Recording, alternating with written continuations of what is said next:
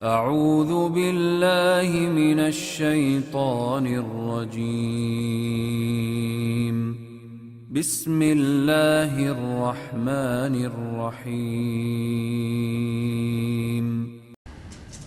Kalau menurut syar'i, bagaimana caranya merubah sistem pemerintahan yang rusak di Indonesia? Apakah mungkin khilafah tegak di negara ini?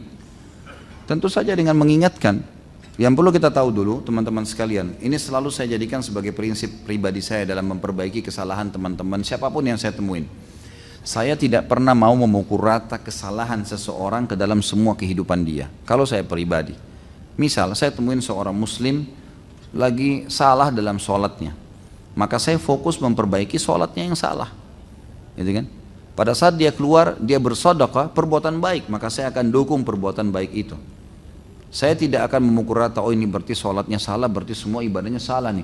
Pak, kalau puasa benar nggak? Pak, kalau haji benar nggak? Itu nggak ada. Jadi ada orang seperti itu ya, ini enggak. Kalau saya pribadi tidak seperti itu, teman-teman sekalian. Jadi pemerintah kita ini, pemerintahan kita ada yang baik, ada yang salah kan? Yang baik kita dukung.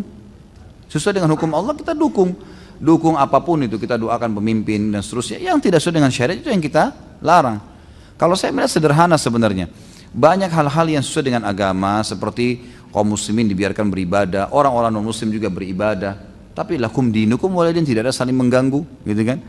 Itu kan memang seperti itu terjadinya. Nabi SAW kalau masuk pasukan jihad dan menang, beliau melarang untuk merusak tempat ibadah. Dan setelah masuk pasukan muslimin, konsep ayat Al-Quran la ikraha fiddin berlaku. Tidak ada paksaan dalam menganut agama Islam. Makanya setiap pasukan muslimin yang sudah masuk, tidak ada istilahnya mereka kalau tidak masuk Islam dibunuh, nggak ada. Ya udah, kalau mau dalam agamanya silahkan. Yang penting hukum Islam yang berlaku, hukum Allah yang berlaku. Seperti itulah. Ada banyak teman-teman kita kalau ngomong subhanallah seperti air yang mengalir dan tidak ada, tapi air tidak ada kerannya nih, bocor gitu ya. Jadi kalau ngomong ini negara kafir nih, togut, perangi aja. Ini begini, ini begitu, ini begini. Ini seperti dia bisa jadi pemimpin ya. Dikira gampang. Coba mimpinin istri aja deh sama anak, bisa nggak? Sama istrinya aja sudah sering bertengkar, sudah sering ribut, terus mau bicara masalah negara ini bagaimana?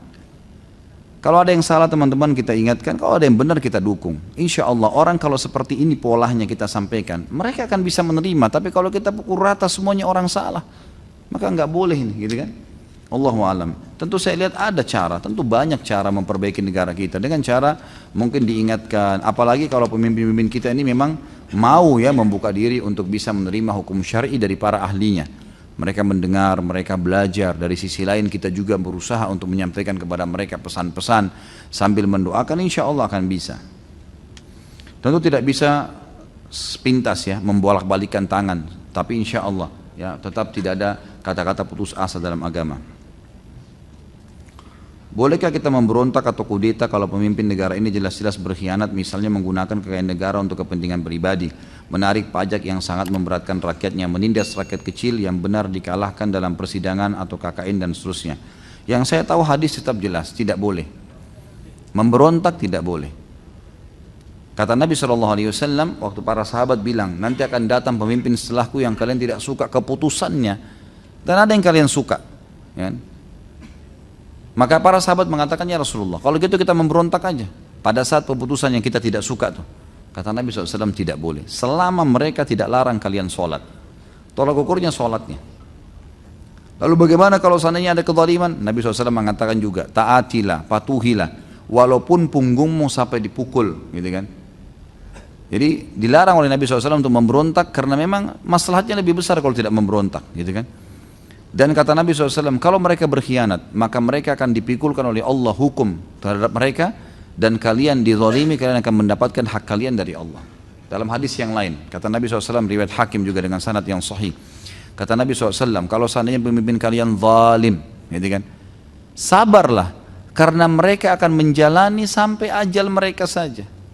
Apa yang kalian dapatkan dari hak kalian, terimalah. Dan apa yang belum kalian terima, mintalah kepada Tuhan kalian Allah. Sesungguhnya kehidupan hanya sebentar. Untuk apa jor-joran? Sudahlah, gitu kan? Selama kita masih bisa beribadah, bisa makan, bisa minum, ya sudahlah. Kita jalankan, Allahu a'lam. Sedangkan kita mayoritas. Sedangkan kita banyak. Kita banyak. Berapa jumlah umat Islam di Indonesia? Tapi apa yang bisa dilakukan umat Islam? Seharusnya mereka mewarnai negeri ini.